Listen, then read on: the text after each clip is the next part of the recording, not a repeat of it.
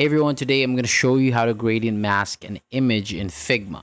So this is a simple technique that creates a smooth fade effect, making your design look cleaner and helping images blend naturally into the background.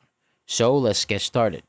So first, add the image that you want to edit your Figma canvas. And once your image is in place, create a rectangle and position it over the area where you want the fade effect to appear. So with the rectangle selected, go to Fill Settings and change the fill type to a linear gradient and set one gradient stop to solid white with 100% opacity. Then set the other stop to block with 0% opacity.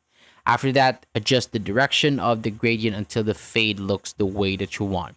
So when you're happy with the gradient, select both the rectangle and the image and right click, then choose Use as Mask. And then Figma will apply the gradient mask, creating a smooth transition that fades part of the image while keeping the rest fully visible. And that is all there is to it. Thank you so much for watching. For more videos like this, hit the subscribe button below and I'll see you on the next video.